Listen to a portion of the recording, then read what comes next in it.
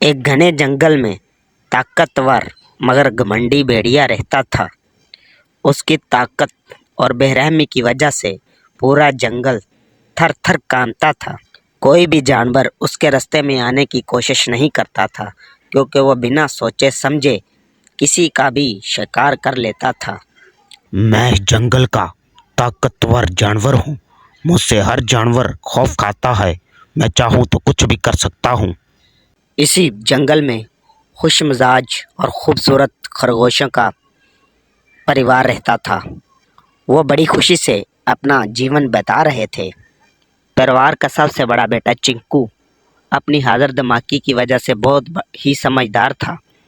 एक दिन उसके पिता ने बुलाया और कहा, बेटा, अब समय आ गया है कि तुम अपनी शिक्षा पूरी करो।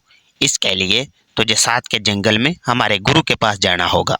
बेहतर होगा कि कल ही तुम वहाँ चले जाओ। जी पिताजी, मैं अगली सुबह ही वहाँ चला जाऊँगा। पिता की बात मानकर चिंकू शिक्षा के लिए दूर चला गया। कुछ ही दिनों बाद भेड़िए को जब शिकार नहीं मिला तो वो गुस्से से चीख उठा। तभी उसकी नज़र खरगोशों के परिवार पर पड़ी। इतने ज़्यादा खरगोश, क्या बात है! कितनी भूख लगी है। उसकी भूख ने उसे और पागल कर दिया। बिना सोचे समझे उसने खरगोशों पर हमला कर दिया। उनकी चीखें पूरे जंगल में गूंज उठी, मगर कोई भी उनकी मदद करने के लिए वहां नहीं पहुंचा। कुछ ही देर बाद पूरा परिवार भेड़िए के खूनी पंजों के नीचे दम तोड़ चुका था। दूर आसमान में उड़ता एक तोता ये सब देख रहा था। वह जानता था कि कुदरत हर न्याय का हिसाब लेती है। 2 महीने बाद चिंकू जब अपनी शिक्षा पूरी करके वापस लौटा तो उसे अपने घर के अफराद नहीं दिखे। हर तरफ खून के धब्बे और बिखरे हुए बाल ही पड़े थे, तो उसकी आंखों में आंसू आ। ऐ मालिक, ये कैसा न्याय है? मेरे परिवार का ये हाल किसने किया होगा? तभी वो तोता वहां आया और बोला, देखो मेरे बच्चे, ये सब उसी भेड़िए ने किया है। देखो मेरे बच्चे, जो बुरे कर्म करते हैं उनका भी बुरा हाल होता है, मगर कुदरत अन्याय करेगी। हाँ, आप सही कह रहे हैं। अगर कोई बुरा है तो मुझे भी बुरा नहीं बन जाना चाहिए। कुदरत उसके बुरे कामों की सजा उसे जरूर देगी। कुछ दिनों बाद जंगल में तेज तूफान आ गया। तेज हवाएं चलने लगी और बारिश मूसलाधार बरसने लगी। भेड़िया इसे मामूली बारिश समझकर अपने शिकार के लिए निकला। इस मामूली बारिश की इतनी हिम्मत नहीं कि मुझे हरा सके। मगर जल्दी उसने यह महसूस किया कि यह मामूली बारिश नहीं, दरख्त उखड़ने लगे और नदियां भर गई। बिजली थर थर कांप रही थी। भेड़िए को अपने चारों तरफ पानी ही पानी नजर आने लगा। उसे एहसास हुआ कि वो धीरे धीरे दलदल में घुस रहा है।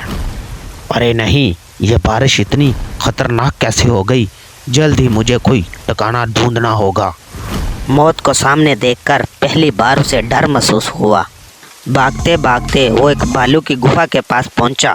वो जोर से बोला, खोल, देख, जंगल का सबसे हैंडसम और ताकतवर जानवर बाहर खड़ा है। तब भालू वहां आया और बोला। भालू बाहर आया और ठंडी आवाज में बोला, बाहर ही रहना मुझे याद है तू अपनी ताकत में इतना अंधा हो गया कि मेरे नन्हे नन्हे बच्चों तक को मार डाला। अब भाग जा यहाँ से। भेड़िया नाराज होकर वहां से चला गया और भागते हुए एक और गुफा के पास पहुंचा।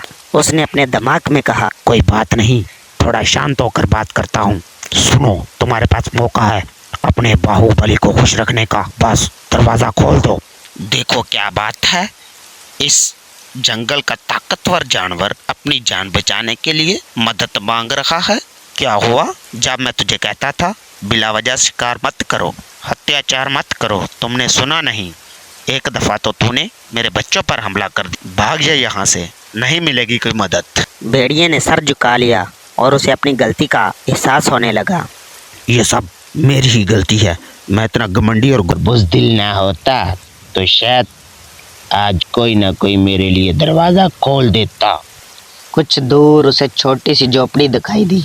उसमें चमचकाती रोशनी थी। और ये चिंकू का घर था। भेड़िए ने उम्मीद से कहा, सुनो मित्र, क्या तुम मेरे लिए दरवाजा खोलोगे? अंदर से चिंकू की शांत आवाज, अच्छा तो तुम आ ही गए हो। अच्छा तो तुम आ ही गए हो। घर से देखो, ये वही जगह है जहाँ तुमने मेरे परिवार को बेरहमी से कत्ल कर दिया था। भेड़िए की आंखें भर आई और उसे अपने किए धरे पर काफी पछतावा हुआ। देखो, मैं अपने किए दरे पर पछतावा कर रहा हूँ। आज मेरे पास कुछ नहीं बचा। मैं पछता रहा हूँ।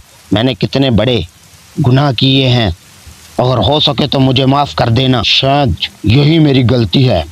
इस बारिश में मरना ही मेरा मुकद्दर में लिखा होगा। कुछ देर की खामोशी के बाद दरवाज़ा खुला रख, अंदर आओ, तुम्हारा न्याय कुदरत ही करेगी। भेड़िया सारी रात अंदर बैठा गुफा में ये सोचता रहा कि उसने अपने अंदर एक बदलाव महसूस किया है। अगली सुबह जब बारिश रुक गई तो उसने चिंकू से कहा, मैंने तुम्हारे सर से तुम्हारा परिवार छीन लिया। आज से मैं वादा करता हूँ, तुम मेरी जिम्मेदारी हो।